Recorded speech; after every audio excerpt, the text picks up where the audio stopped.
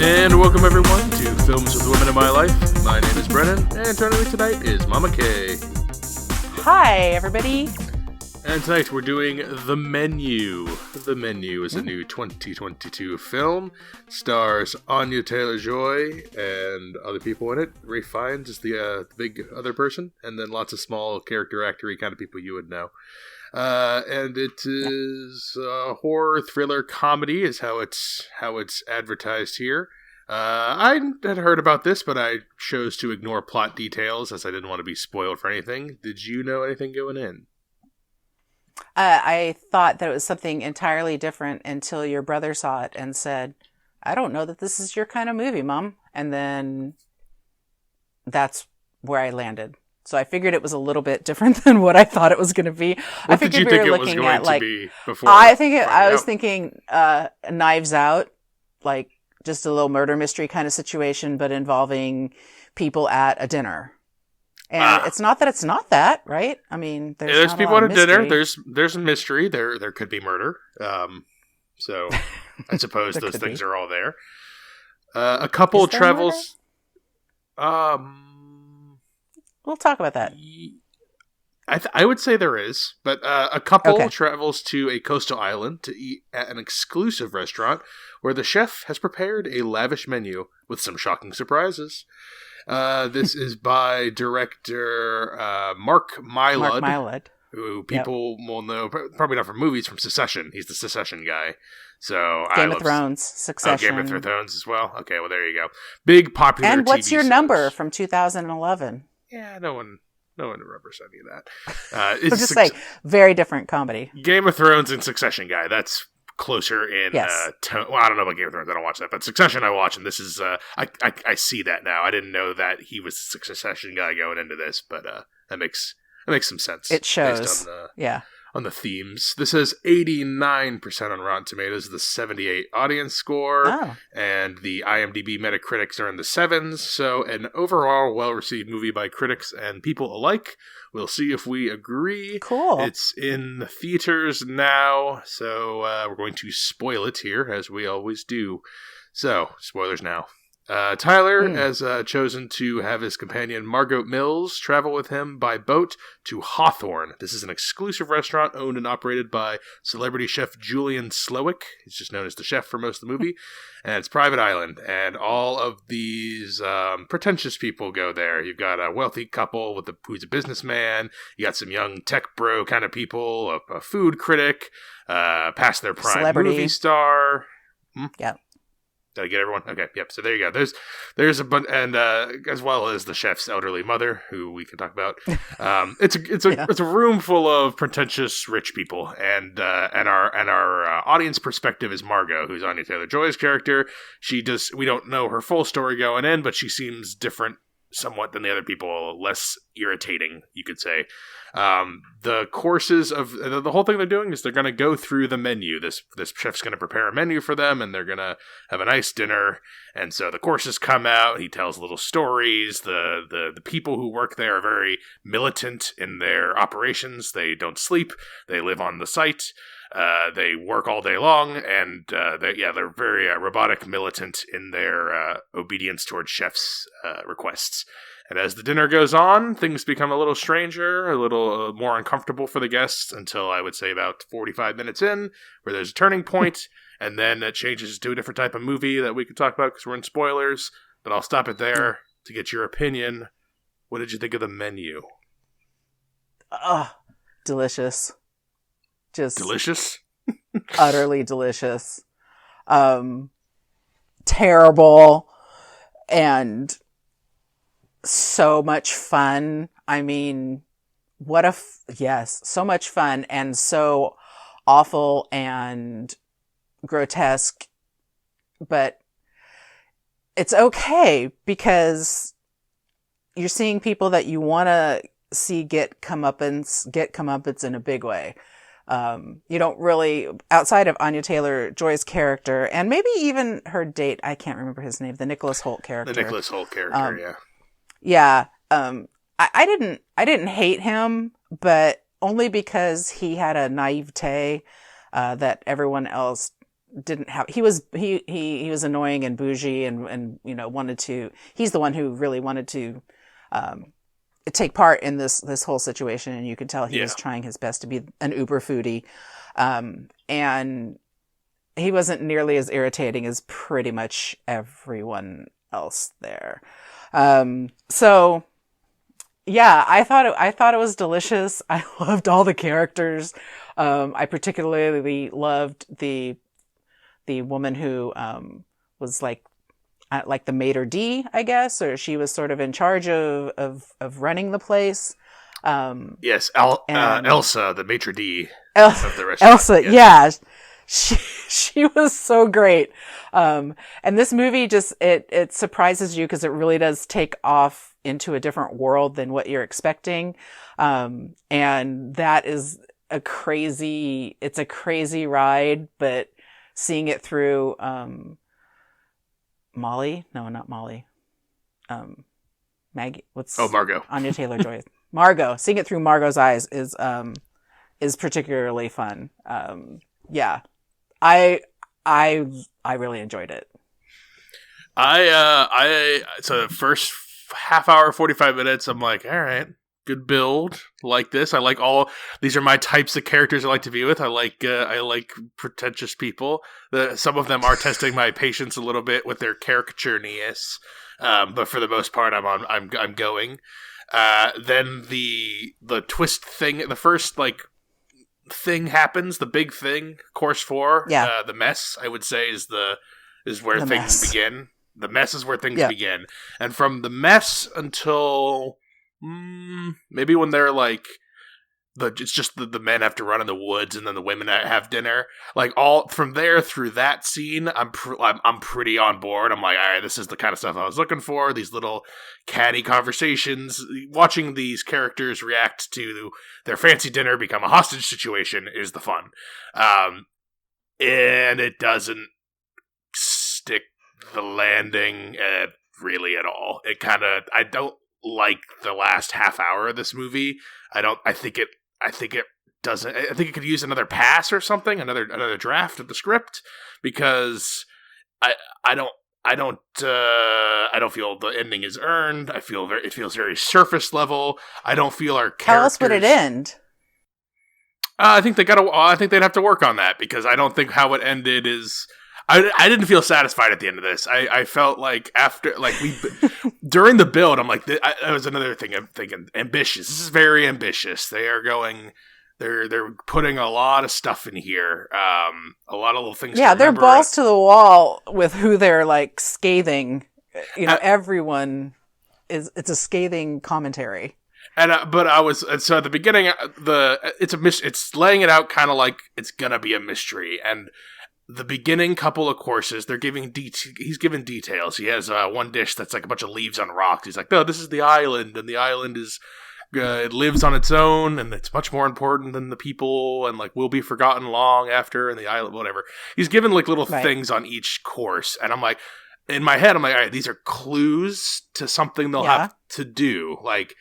He's gonna. I didn't know what was gonna happen, but I figured they're gonna be trapped there. These rich people are gonna be trapped there, and they're gonna have to work together to get out of this situation. But they're terrible rich people, so they're gonna bicker and argue, and they're not gonna be able to do it. And our only hope is Anya Taylor-Joy, because she's our audience perspective. Surely she can find the answer, the solution, the way out of this problem.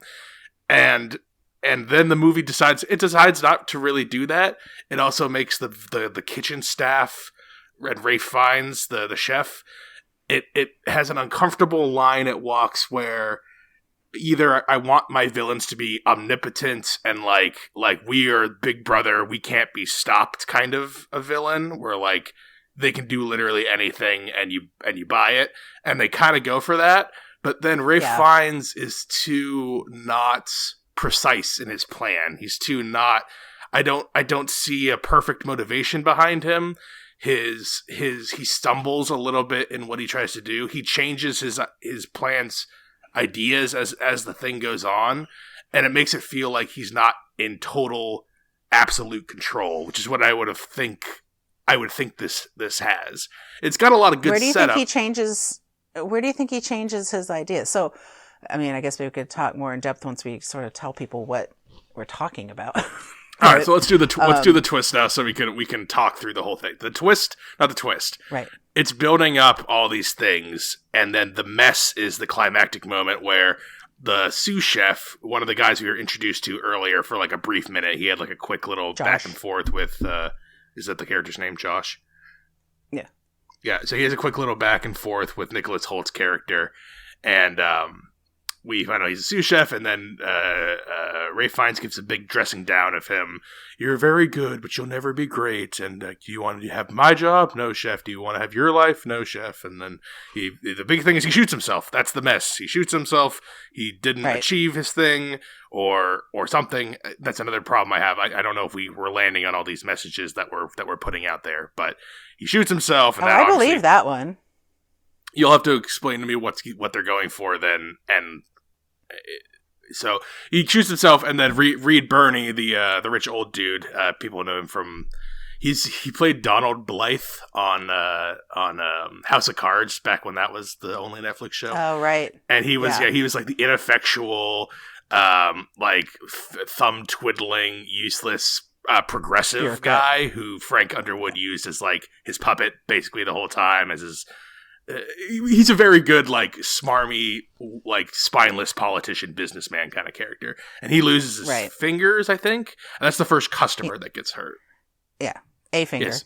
A finger. Ring finger. So, ring finger. Yeah, the guy shoots himself, finger gets cut off. Now the movie turns to these characters are in danger. And what I was hoping for, we're going to... Anya Taylor-Joy's going to rally them to try to team up to stop things, and she's going to get some people on her side, maybe the tech guys or John Leguizamo, the movie star, and they're going to still be douchey and bad, but at least they'll be on her side, and they'll start throwing ideas out, and then there'll be a contingency of sympathizers, maybe led by the boyfriend, Nicholas Hoult, because he loves the chef, he loves all this pretentious crap, so he's super on board, and maybe the food critics join him, or something. This is what I'm expecting to happen. I'm expecting factions and plans to try to get out of this situation, while Ray Fiennes is Big Brother omniscient.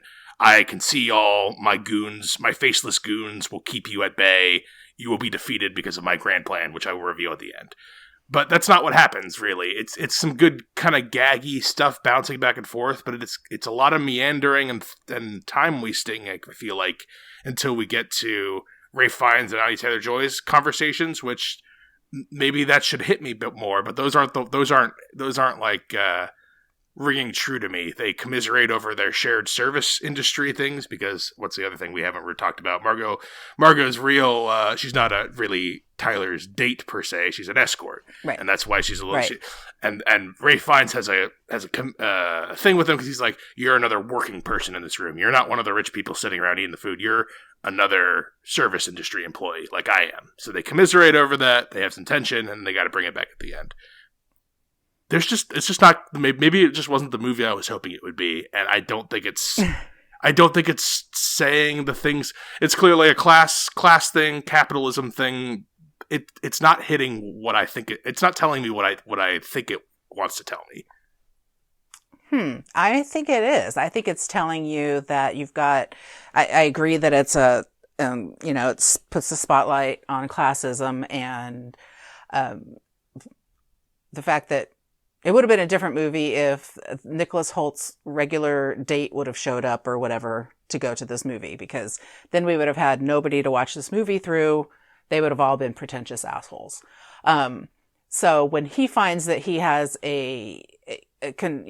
somebody to commiserate and be sort of a same soul person, then we get to see into what his life is like, and how he's clearly just tired of, putting his stuff out there and his life out there for people that are like the people that come to his restaurant, that are so, it's not even bougie. It's beyond bougie. It's like, they're the people at the top of the class, and they don't care about anything else that's going on. I mean, the only person that maybe doesn't fit that mold, I mean, some of the people who are guests of the, there's the John Leguizamo, former movie star, and his assistant. But then we find out that she's from Brown and that she wasn't on scholarship. So she's also a little bougie because, you can't go to That Brown was the not on determining scholarship. factor when whether Ray Fiennes would let her like, do you belong here? You're like, Brown scholarship. Yeah, okay. Like some of those little like lines were like I took note of my 3 favorite. Actually, I'll save those for a minute. But and then the person who's with the food critic is also a little bit, that person's just a yes man for the food critic. Yeah, he's just a sycophant number 2, which I understand. Yeah, exactly. So those two, I mean, those could have been saved in this. Maybe that's maybe that's something more that you were looking for, is maybe the 3 of them get away because they're not the worst of everybody that shows up. Or I wish I wish I felt like Ray Fiennes was more like, so okay, he needs to be our righteous man. We have to be like, yes, we're behind you, 99%er. Like, you're part of the common people getting back at the rich people. But like, he's been, and we see his roots. He was a burger flipper at one point. We see that picture, right. And then that's our big burger scene at the end. I understand that, and again, that's something that probably should have hit me more. That's something where I could see a different movie. I would be like, like not supposed to, like, emotional when it's like something stupid and mundane, but like it wasn't hitting it for me for some reason. I thought that was great. I could almost taste that cheeseburger. I mean, I thought that was great. No, it was good. It was good. The filmography, like the making it look that convincing that way, worked. As far as like, it reminded me of the grilled cheese scene in Chef, where like it's just like a movie that knows how to make food look really good. Right. What's that movie? Birds of Prey, where she makes they make the breakfast sandwich. I remember good food making scenes. And this passes the bar there, but it's Chef's motivation of, I don't know when he turned the light switch on and was like, I'm no longer doing the thing I love. I'm making pretentious crap for pretentious, crappy people that don't appreciate the work I'm putting in. He's like, I don't know when that happened for him, and I also don't know like what was it? It was something earlier on. He said something like, don't eat my food, say taste my food, or something like that. Right. And then later on he flubs himself. He says just eat to Anya Taylor-Joy, and she goes, and he's like, I thought you said not to eat, and he said taste. And then like, I'm like, it's a good little quip, but it undercuts Ray Fiennes' menace by him getting so early on, getting undercut by one of his big fancy speeches. His big fancy speeches should be ironclad and should be tying to other things later on in the movie. When he says like, oh, like this rocks with the bushes on, with the little leaves on it, represents the island. I'm thinking when later on they're running around the island, they're going to run into the rocks and leaves, and they're going to try to use some sort of something to find their way out. And then at the end, Ray Fiennes is going to smile at Anya Taylor-Joy and nod and be like, you were paying attention to the meal and you were following the culinary clues I was giving you to get out of the situation. And none of these other pretentious rich people could understand what my food was really saying, but you did, Anya Taylor-Joy, and that's why you earned your escape. I guess I just made a better movie in my head, or like something more interesting to me, because like I kept waiting for that to happen, and instead we're just meandering around back and forth in this room, and I don't know if we don't get to that next act. We never get there. I'm interested in that you had this reaction to it, because I would think that you would think the ending that you're talking about would be more pedestrian and would be more what people would expect, and what people, I mean, I'm sure at some point during the movie that's what I expected too. And you kind of generally don't like that people can, I know you like for movies to make sense. I'm not saying that, but I'm just saying I like tight writing. This feels sloppy. I don't think it's sloppy. I think what happens is this is a plan. We find out later that Nicholas Holt's character knows that everyone's going to die on this island. So, okay, but I think explain that also doesn't sit well with me, because that's Nicholas Holt's character doesn't fully he doesn't fully gelled with me there. There's something about him that he doesn't work. There's something about him that I agree. I agree with that, because we don't know. There's a point in time where there's a lot of whispering that goes on that we don't really know what Chef is saying to people, but most of the time I can figure out what it is. But he whispers to Nicholas Holt's character, and that's what leads to his demise. And I don't really know what that was. Like, I would have liked to have known what that was. And maybe there were clues that I didn't catch. I just had to I'm believe not also sure. that like this takes place not in like the real world, but in like if it's going to be this hyper reality where like these people work all day every day on this island and they live there and they Yeah, they're like Oompa completely Loompas. exactly they are completely and utterly devoted to Chef as Loompa Loompas are to Willy Wonka, and you as a viewer needs to not question this, and that is mostly fine. I will usually give movies that leeway because I think you should give that Right. leeway. If that's the case, Yeah. they're the only characters that need to operate in that world, because our other characters are our audience surrogate outside looking in. Yeah, they're the rich assholes, or they're the spoiled children who need to get knocked off in the Oompa Loompa factory, but they are still people that are like recognizable. And Nicholas Hoult is like two different characters, one that I think is maybe more real and one that I don't. The one that I thought he was, and I thought he worked better as yeah, he's this foodie guy, he's obsessed over Chef, but he needs. Right. I feel like he also plays it spineless and also plays it like a little cowardice, which doesn't marry up with the kind of guy who would die for Chef because he's devoted. Because he's not, in my head, he doesn't feel like one of the island people. He doesn't feel like Elsa, the restaurant maitre d'. He's too No. he's too soft-handed. He's too pampered. He's too like the guests to be this, oh yeah, I knew we were all going to die, but I would die for Chef. I don't buy that from him. Those are two different characters they're trying to combine into Nicholas Hoult, and it's not all the other pretentious people feel like real pretentious, caricature-y maybe a little bit here and there, but they feel like real people. Nicholas Holt's actions almost never make sense to me, and it pulls me out constantly. Yeah, I mean, if I were to agree with you on something, it would be that, because I think that's the case with his character. I mean, totally necessary. I think what happened with Chef is that he was blindsided and discombobulated by having Margot there as opposed to who the original person was. I mean, it comes up again and again, you weren't on the list. What are you doing here? That kind of thing. And that's true. And I think some of this stuff happens because there is that, that hitch in the giddy up where he probably did have everything planned out to the nth degree. And still, I mean, once we get to the end of the movie, his plans are, he does achieve his they ends. come to fruition. It's true. Yeah. So, I don't really fault that. I think that it's because she's there, and because she doesn't, she's not a foodie, and she doesn't have, she questions all of the things, whereas everyone else just thinks everything is just the best ever.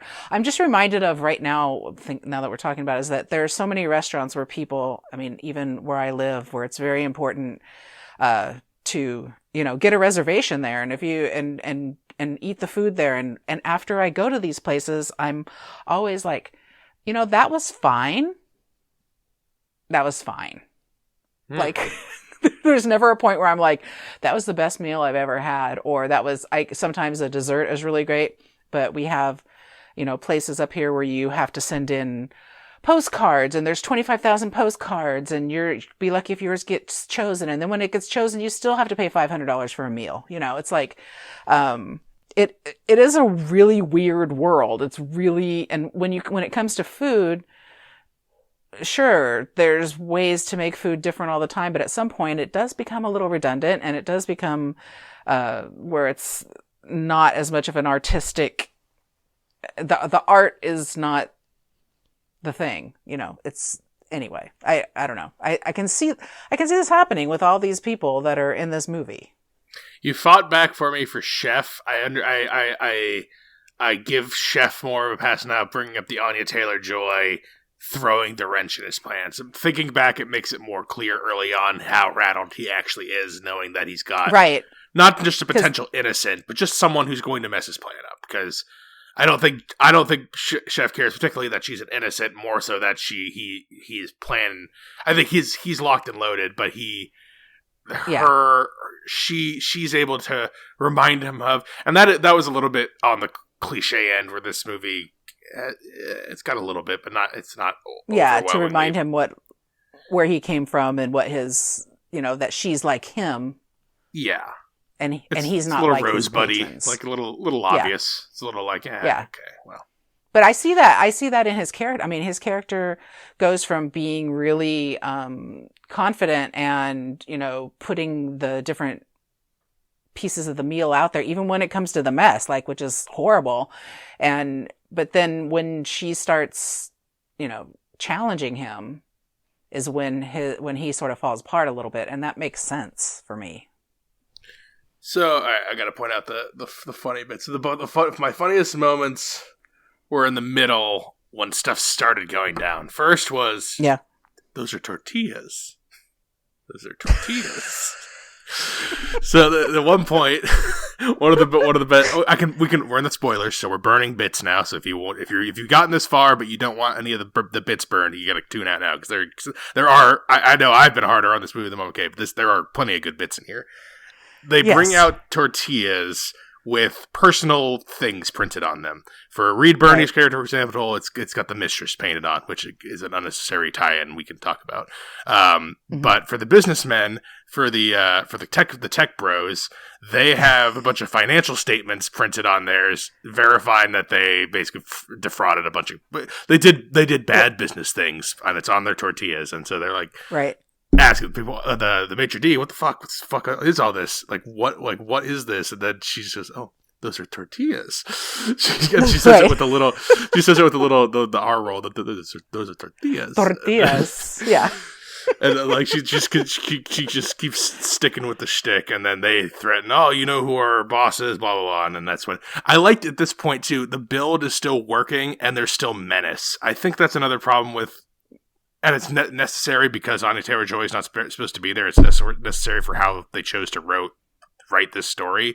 But undercutting the main villain's menace, that it just feels like it's cut early on. As soon as they don't seem ironclad, I start to think well, why don't I think they even call it on the movie. Why don't these 20 schlubs charge and team up? Yeah, every once in a while one will throw a chair at the bulletproof glass, but they don't make an effort. They don't make an effort to join forces and do anything. I get the selfish take, but I don't buy that. I don't buy that these people wouldn't try harder. I don't know. I think these kind of people wait for someone else to do the dirty work. So it makes sense to me that it's the it's John Leguizamo, right, who throws the chair at the or is it one of the tech guys? Well, it makes sense to me that it's one of those people, and no one comes to their no one is the brigade behind them. So those things make sense to me. But at one point they start to try. John Leguizamo at one point reaches over to the tech bros. You guys want to team up and and they're like, yeah, but they're still waiting for somebody else to do the dirty work. They're still waiting for that because that's their life. Their lives, they don't have to do anything like that. They don't lift a finger to. Maybe that doesn't read true to me too. That's another perspective of this movie is that rich people don't do. I don't believe that. I think most people who get to this point, who are uber 1%ers, that's not that's typically I didn't get the idea that anyone was maybe they were generational wealth. I don't think that's most hyper rich people. I think the hyper rich people are such go-getters that they would be the exact type of people to do. Maybe they wouldn't work together but they would get out. I think that they think that there's no way this is happening because there's no way this would happen to them. I disagree. No way. I think that's okay. This is where we're diverging on the movie. Maybe it's the message too that I just don't buy. I don't buy the argument that rich people got there because they're lucky and they coast on their boardroom meetings and that they're not used to. They've never touched a shovel with their hand. I just don't think that's most rich people. I really don't. I don't think most rich people not touching the shovel is for sure. Mm-hmm. I think they pay people to touch the shovel. This is the guy who made Succession. I think a lot more people are. What's the name of the main Roy guy? The 80-year-old dude who built it all, but now he's a huge asshole. I think that's most rich people. Yeah, he's a huge asshole and he exploits people, but he does the dirty work because he's driven to it. That's why they're billionaires. These types of people. They are driven by this incessant their drive is insane, and to believe that this room would just be full of the lame ducks, the coasters. I just don't think that's most hyper wealthy people. Well, I think that he designed this room specifically. Like, this was not. That's true. Oh, look, we got a a reservation all coincidentally on the same night. He designed it with all of these people in mind. I'm interested in the older guy. I'm thinking when you're talking about Reed Birney. Mama or Papa Roy from Succession. I'm curious about him. I know they chop off his ring finger, and that's symbolic for the horn around or whatever. But also that makes him not able to do anything. Like he's now. It's true. If you did that to Papa Roy in Succession, that's how you show dominance to a person like that. You go right in. That's a good point. It's a good point. Yeah, and he would have led I think he would have led the charge. And I was thinking about that while I was watching. I'm like, who would do it in this room? It would be him. And they castigated him and was like, okay, he's out of the picture now because he's, progressively as the movie's going on, so just it's part of the bleeding all over the place. Part of the prison move: go to the biggest, toughest guy in the room and punch him right in the face, and to show your dominance. Because they could have done a lot of things to other people, to anybody else. You know what I mean? Like, everybody had their foibles, and he could have cut out the tongue of the food critic.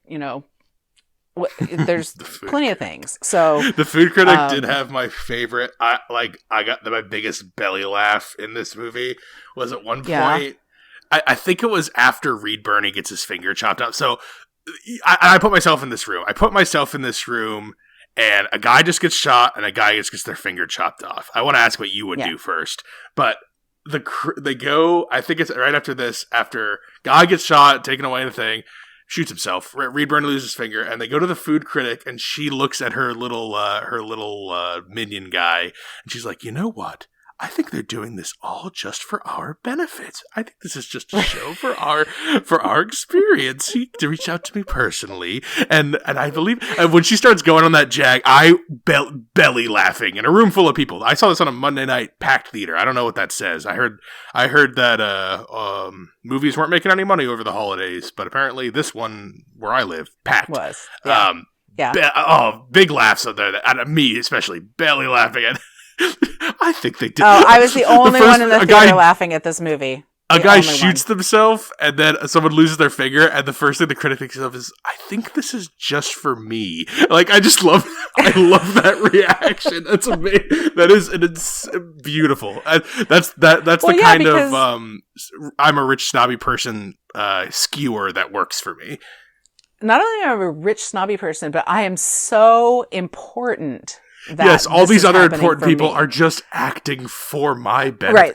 Everyone in this room, all these important people are acting for my benefit because my review is so important for this restaurant. And in reality, she's probably worth monetarily. She's probably worth a lot less than. She's the poorest person in that room, other than the employees. Yeah, the tech bros. Yeah. Yeah. I have a question about the mom. I have no idea what that's about, except for maybe he needs to take his mom with him when he goes, or I have no idea what. I can only guess that's a drop storyline that had more time, and they cut it. And that's what I'm starting to really land on.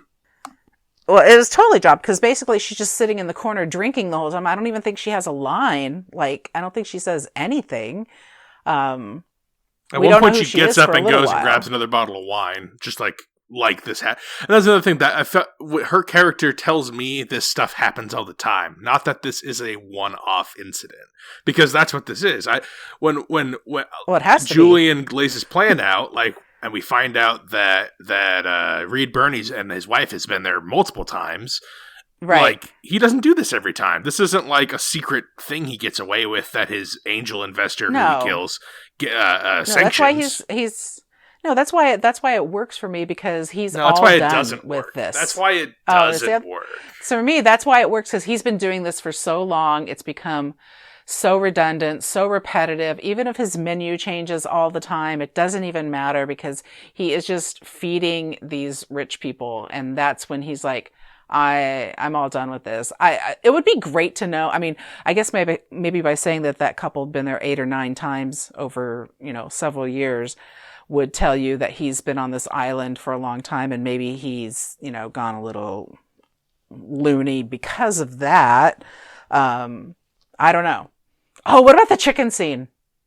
The chicken scene. When the guys are running away, he gives them 45 seconds for the guys to run away, and if they can and get the guy's away hiding in and the not get caught coop. by his guys.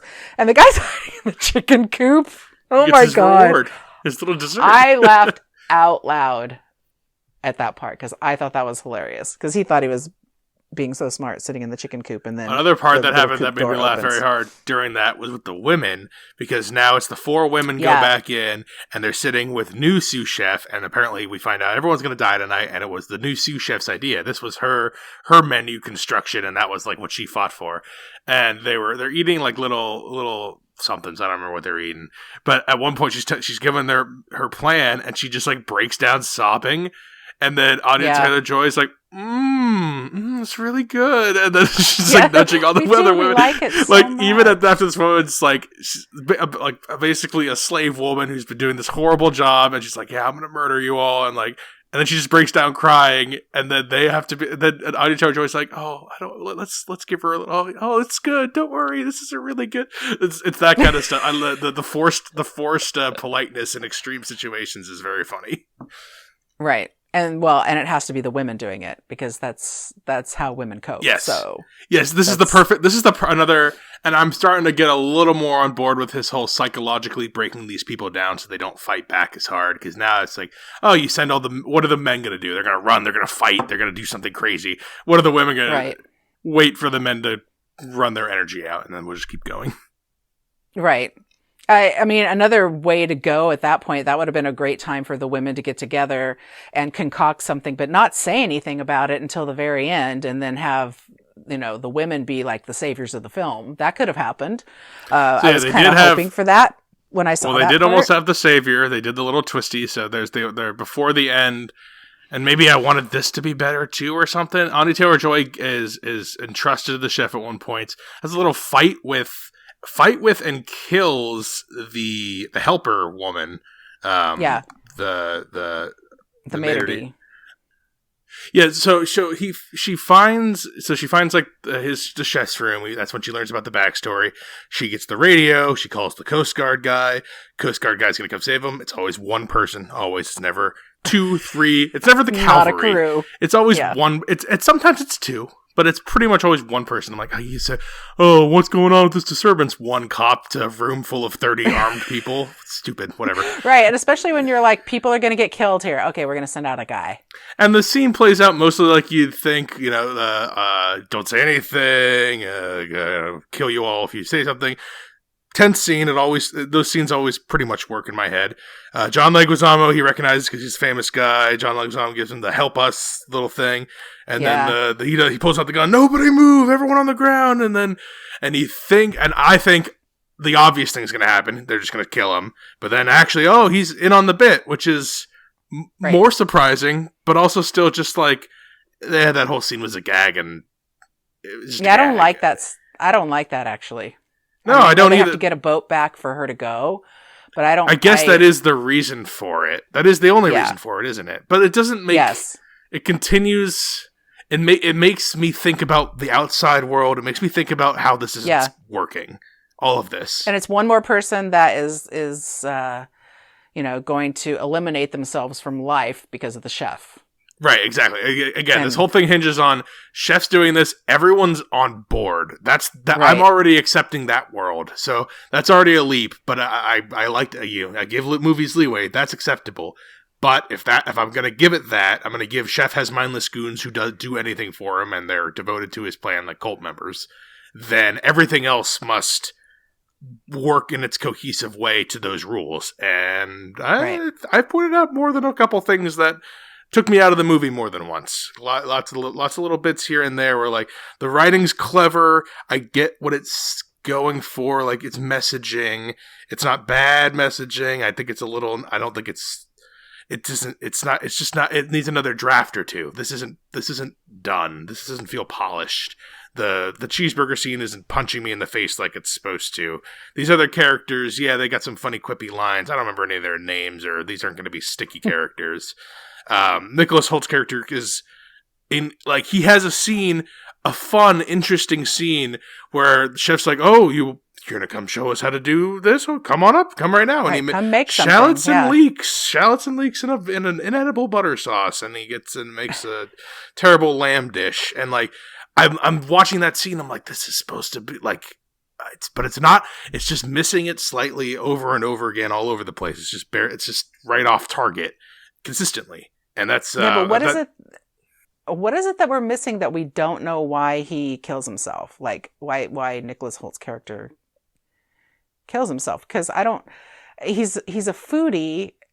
I don't know that he thinks of himself as being an uber chef. Well, was he just a few weeks too late of being the sous chef who kills himself? Like, would he have been a devotee to this cult of chef, a few weeks prior? Had he been caught earlier in the cycle? I think so. Probably, but I don't know that he has the skill to be part of that crew. Like that. No, but maybe he would have been like the sous chef who shoots himself, where like he's got the passion, he wants it, but he's not great. He'll never truly be great, and so thus. Yeah, but he's not even good. I mean, he serves he's raw not lamb.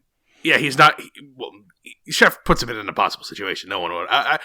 I do consistently put myself in the shoes of characters. I'm not making the same choices as so many of these characters that it's hard to, including our protagonist, including our main character, that it's hard to. It's hard to feel it all. It's jumping all over the place. It's just missing slightly constantly, and it leaves me feeling with a movie that like. That's why it feels like a tighten the screws up movie. It feels like a not one more draft, and we would have had this closer. Maybe. I mean, there's a few things that we've pointed out that are wrong with it, but I think the reason for me that I would feel that way a little bit is just because of the fact that we've already talked about she comes in and messes everything up. And so now this is not the exact thing. I mean, this is an exacting man. We see his house. His house looks just like his restaurant, with the exception of there's like a bed sitting over to the side. So he clearly has gone round the bend, and he's 100% control freak. So having something like that, having somebody be there that's not supposed to be there because he or his sous chef, the female sous chef, designed the whole thing to happen the way it was supposed to happen. Every little thing that goes sort of quote wrong goes wrong because of her, I think. So I think, and I typically am not the suspension of disbelief guy. I think as a whole, this movie just asks me to suspend a little more than what the kind of movie it is that I'm giving.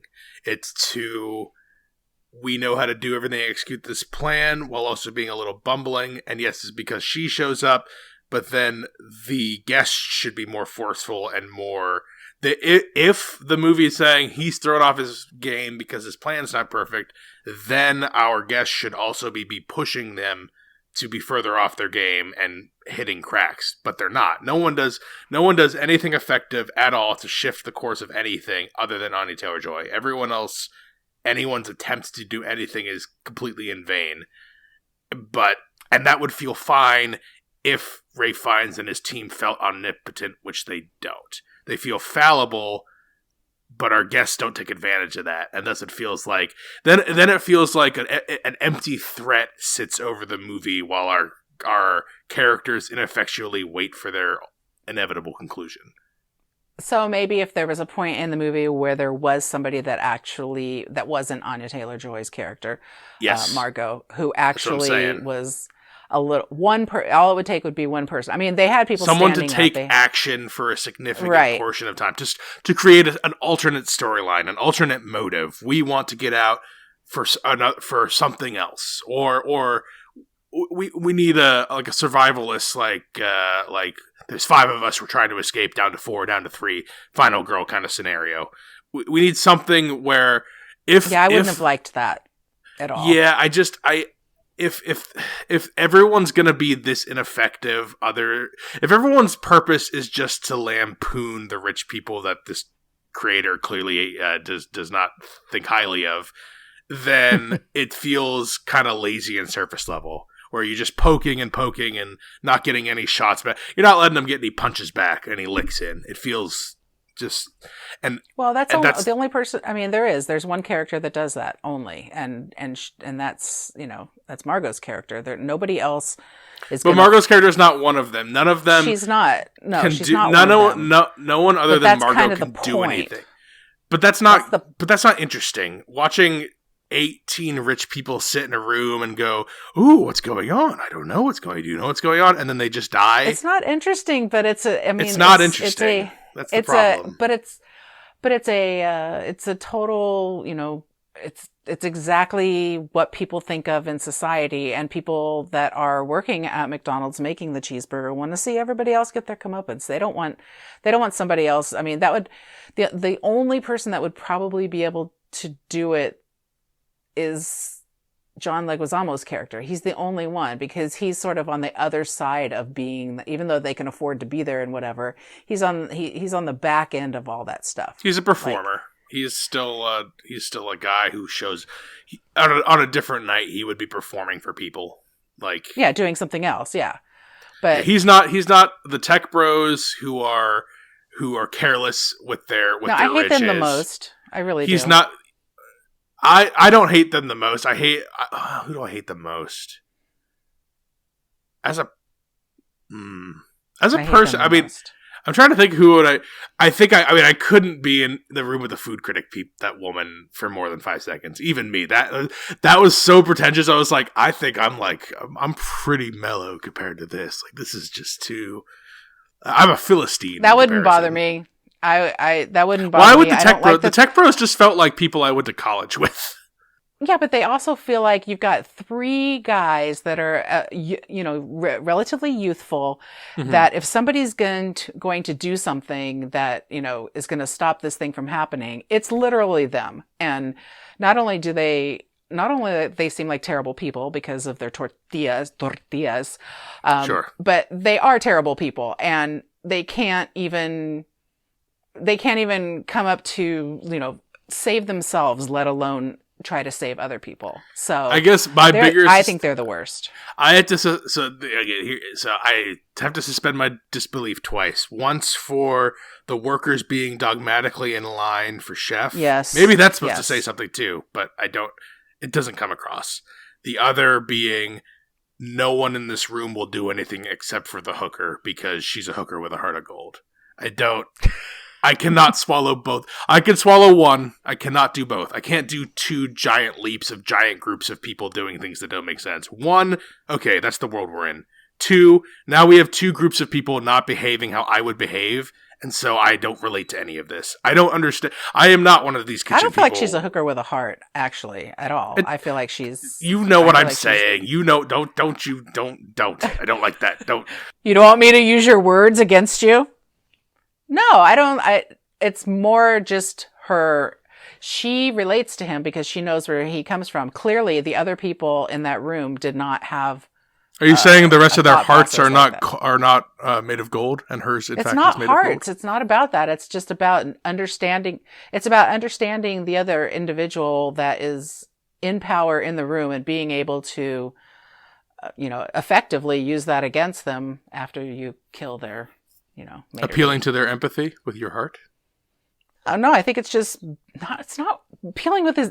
It's not that. I don't think she's appealing to him at all. I think that's how she gets out of this. She uses her street smarts of sympathizing with a man with a problem. I'm okay with street smarts. I'm not okay with saying that she's using... No. Street smarts and heart of gold is not the point. You're missing the point of my statement is hooker with more than I'm a dumb hooker. Hooker with a plan. Hooker with... When you say hooker in a movie, you think of a stock side character. She is hooker with plan and thoughts and driving character motivations. I used heart of gold as a placeholder for all motivated things. Those don't live on the I say heart of gold over most of our main character. You got the cop with the heart of gold. He's got, I wouldn't say really a heart of gold. He's kind of selfish and doesn't really. That's not the point. He's our protagonist and he's driving the story. This is the same thing. Hooker with a heart of gold, she's our protagonist. Pretty Woman, hooker with a heart of gold because she's the protagonist. She is a hooker with a heart of gold, though. That's the thing. Is like I don't. Heart of gold equals protagonist, not literally heart made of the material gold, or because her heart's in the right place. Wow, you're mansplaining that to me.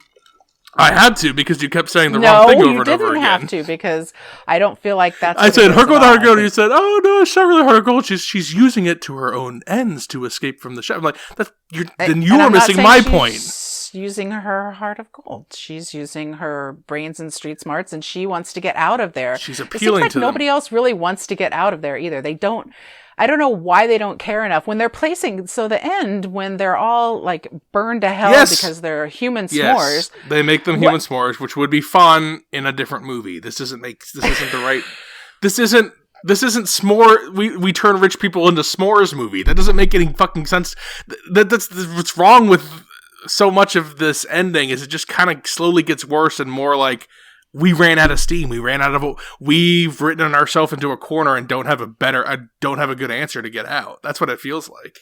Maybe or maybe not. Maybe the fact that she's reopened up his earlier life where he doesn't have to make some sort of frothy, lemon meringue, blah, blah, blah, whatever. No, these people are dying by s'more. They're not going to die by some floofy ass dessert that I've designed. They're dying by literally kids' campfire food. So much better. It's not interesting. It is interesting. It's not. Why is it interesting to watch the people sit there and put the s'more costume on and burn? They don't do anything. Well, okay, They don't do anything. No one arcs. No one learns anything. No one. At the end of the day, does Rich Tech Bro know why he died, or does he just feel like he got wronged? I don't think the messages is setting into any of these people, and I still don't believe these rich people do nothing. I don't believe as they're setting marshmallow pads on these people that they're not doing anything. Nothing. Reed Bernie got his fingers chopped off? You gotta do something. You have to do something. These people aren't doing anything. They're about to die. There's literally nothing to lose. They do nothing. I don't believe that these people would do nothing. But I don't believe that the richest people in the world got there by sitting around on their hands counting their inheritance. That's not most rich people. That's I don't believe there's a better ending to this, though, because any other ending is going to sound like any other movie, and it's going to be trite. It's not about the ending. It's the halfway point doesn't go the right. The halfway point chooses to meander until Anya Taylor-Joy decides to leave. That's what when the guy shoots himself. That's supposed to hit the switch in everyone's brain that survival mode has begun. We need to do something, and no one takes action ever.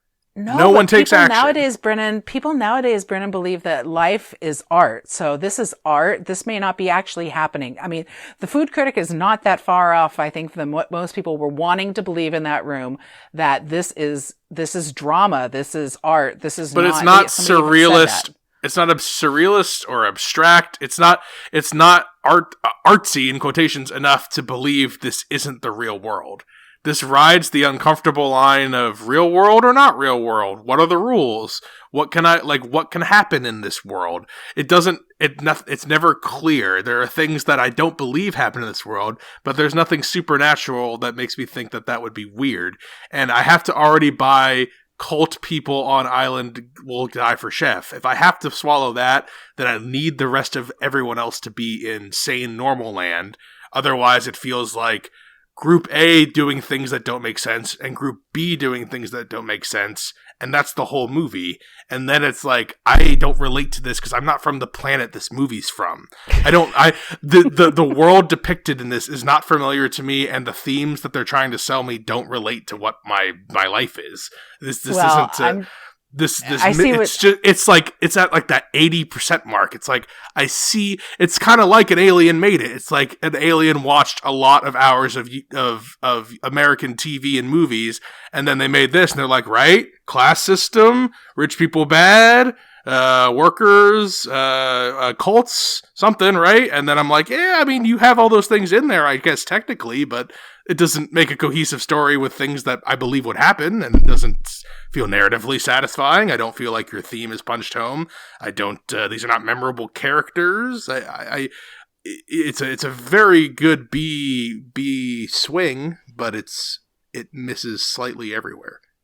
No, I think it's a fun ride, and I think that I don't disbelieve how the characters act all that much. I really don't think that if you don't have if you don't have a leader who's willing to do something and able to do something. I mean, they tried to be like, this guy's going to be a leader because he's going to try to throw a chair through a window. That didn't work. So I don't think that I feel like that's a point. And as soon as the tortillas come and everybody's foibles are pointed out, that's the time where everybody is like, okay, well, we're shit. We're pieces of shit, basically. So, and now people know. I don't buy it. I don't buy it. I don't buy the cult part. I don't buy the part of everybody. See, that's the part that's the part I give it because that's a movie choice. Devoted cult of people follow a thing. No, because the other doesn't. Because I am more likely to believe desperate people, dumb people, malleable people would follow behind a charismatic person and they would take them to the edge of oblivion. That makes sense. That's documented. That happens.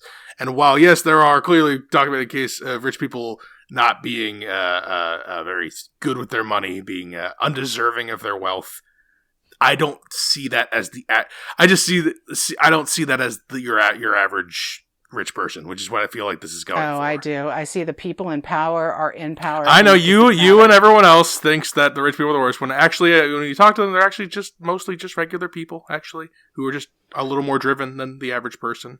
And that drive makes them... I don't find that to be true at all. I think they're like manipulative liars and power hungry. And they don't live in the same world. No, every rich, like, C-suite level person that I've interacted with in my day-to-day lives, and it's every once in a while, like, I don't ever get the vibe... C-suite is different than these people. C-suite's a way lower level than these people. Okay. Okay. I'm just saying... This is not those people. This is people who manipulate power, manipulate life for their own gain and for their own set of rules. And that's...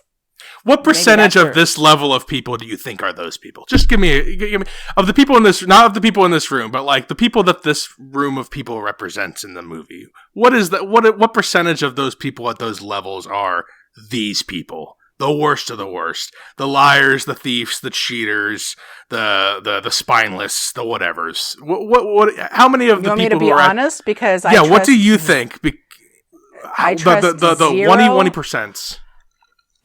I trust zero politicians. So it's not trust. It's do you think that they've worked hard and manipulated the system on their own? Or do you think they were handed a silver spoon at birth or given a super cushy path to the top? Do you think more people...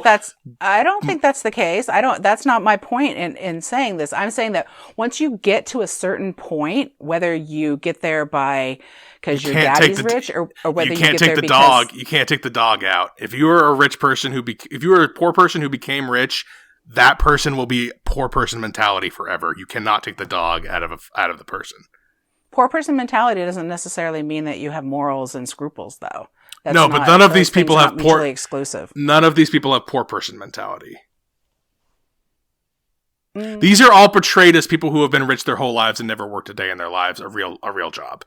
They all got there because of frivolous. I think that's probably pieces. true. Maybe not Reed Birney. Maybe he's been jaded over time, and that's why he's and like possibly this. Not the person who's with the food critic, but that person doesn't really matter. But he's a sycophant who kissed his ass to the top. He's actually I can. That's how they all are, Brennan. Though that's how everybody is because the rules do not apply to the top 1%. They just don't. They make their own rules, and but that's you have to why get there they in all the first had the place. tortillas.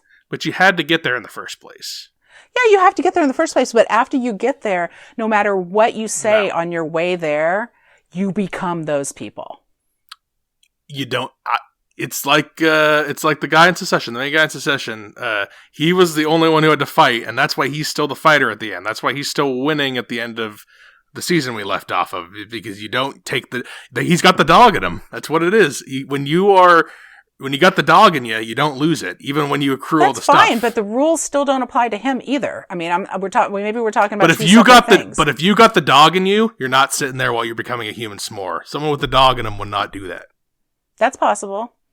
That's not just possible. That's no, but I'm just saying that's possible that it could be one of those people. But that's not who the people in this film are. They're not. They are not those people. I know, but now we're taking out this. Those people are supposed to represent the one, like the 1% of the 1%ers, right? So, like to not have anyone in there who's got fight in them feels. Well, they did have somebody, and they chopped his finger off. So that was the one person that could possibly do something and be a leader, and that's the thing, is to be a leader, to be selfless, to be a servant leader, and then but now he can't because we chopped his finger off.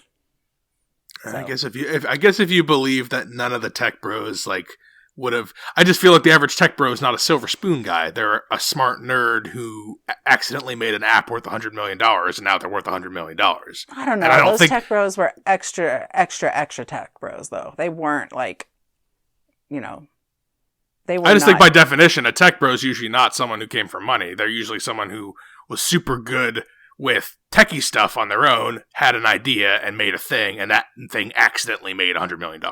That's to me, that's a techie bro. And then they accidentally embezzled all of it. So, I mean, you have to look at it that way, too. It's like, these people are terrible people. Whether you want to say they came from nothing or not, it doesn't matter. They all have these things that are terrible, and that's why they're there. I mean, he picked these people specifically for that reason, because they are the worst of the worst. Implying then that you can be at this level and be fine, because that's not what the movie possibly would have you believe. Maybe. But, I mean, that's possible. But we're going with what the movie is telling us. The movie is telling us all these people bad, and the only reason Anya Taylor-Joy gets away is because she has him go back to his roots. This is the language the movie's telling us. The movie's language is not giving us any give that these are the specifically bad people. These are all the rich people he's served, and he's finally had enough. Well, I don't know about that. I think that they're representative of that, but he picked these particular people for He picked these reason. people, but they represent, for movie language, all. Yeah, maybe. I don't know that. Which is why it would be better if they were fighting against it, fighting against the plans, and then he had answers based on their stuff. That's what made it a tight script, is that if they were squabbling and doing plans and going for something, and then Anya Taylor-Joy would be like, remember the thing with the rocks that he made, and there was the leaves in there? We got to follow this path to get to this thing. And then one of the rich people makes a selfish move to try to further themselves past the people, and then that fucks him up. And then that would be a much better, like, getting your themes across. That would be a movie that we've already seen, though. Like, that's how all these movies always end. So this is different. Well, we still would have got to we still could have got to the conclusion that Ralph Fiennes is satisfied that Anya Taylor-Joy was actually not terrible. Anya Taylor-Joy is the final girl and gets to live. Nicholas Hoult gets his comeuppance for being the douchebag, and all of our other characters get their own little Oompa Loompa deaths. And that would have been more satisfying to our individual characters and more satisfying to the whole thing. As it felt like we were just waiting for the end. No, I'm okay with the broad paintbrush stroke in this case. It was broad, 100%. And it was broad, and because of that, it felt surface, unexplored. Do you recommend The Menu? I totally recommend The Menu. I mean, even with People on Fire, which is my thing that I do not like. Yes. I still recommend The Menu as well. I mean, I still, it's absolutely worth recommending. I had to poke holes because what is this, an 89? Absolutely not. I would have guessed this would be a 68. Yeah, 69, something like that.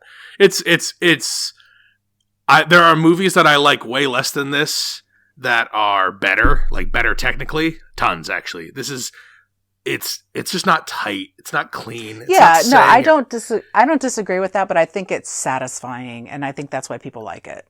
I don't think it's satisfying narratively. I don't feel at the end of the story like I've been told a good story. I feel like at the end of the story I've been given some ideas. I've had some jokes. There's people I like in here that I recognize. But at the end of this, I don't feel narratively satisfied. I don't feel like I started something and I ended something and I learned something along the way. I don't feel like that is what happened to me. I feel like I was getting a strong build and like, oh wow, they are going for it. They are setting out all these courses with all these details. So many details in those early courses. So many, the bread with, it's like, you are not poor. You do not get bread. So you get just the little dessert, the little fillings on the thing. I just thought we were going somewhere more with all these details. Remember when we did Bullet Train? Remember all the details in Bullet Train? Remember how he would put this Thomas the Tank Engine sticker of like the mean Thomas the Tank Engine character, and I'd be like, oh my god, he put Gordon on his head? Like, this is so specific. Oh, remember that one little half of a flash of a scene that we saw, and then it tied back into something an hour later? Thank God I remembered that. How satisfying that is. I was expecting that. I had that. I knew this was a high-rated movie. The first half hour was really setting up stuff. The middle chunk with the surprises was fun. Good writing. Get some little quips in there.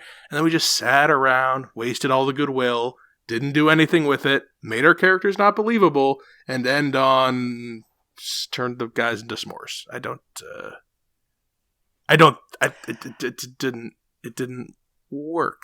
But it was ambitious, and I always reward ambition because I like it when films try. And this tried. It tried very hard. I don't even like s'mores.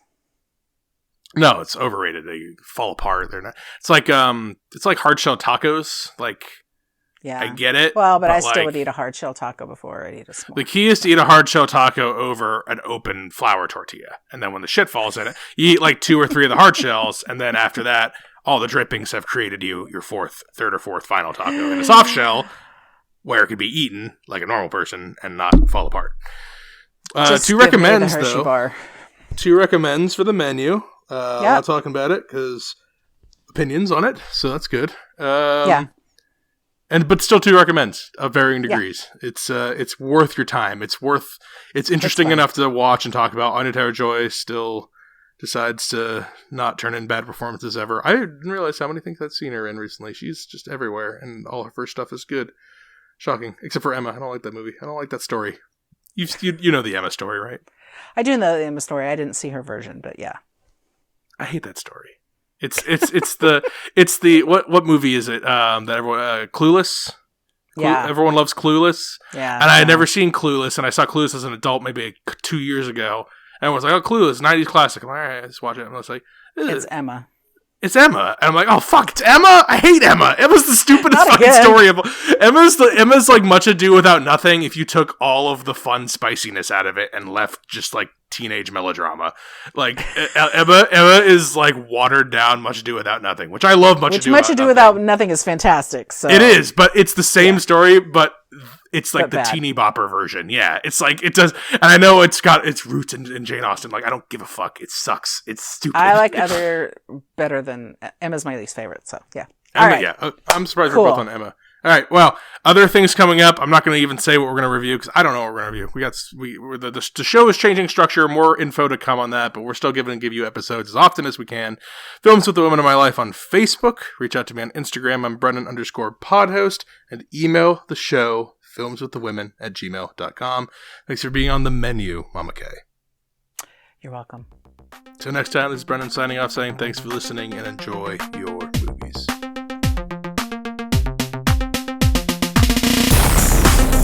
Thanks for listening to Films with the Women in My Life. If you enjoyed being a listener in our life, please rate and subscribe on Apple Podcasts or on your favorite podcast app. Keep up with the latest from the show on Instagram at Brennan_podhost, on Facebook at Films with the Women in My Life, and on Twitter at FilmsWomenPod. Finally, you can email the show with questions and suggestions at filmswiththewomen@gmail.com. Original music for the show was created by Ian Burke and Chris Iwanek. Original artwork created by Nicole D'Alessio. This show is produced by Brennan Snyder. Thank you again for listening and enjoy your movies.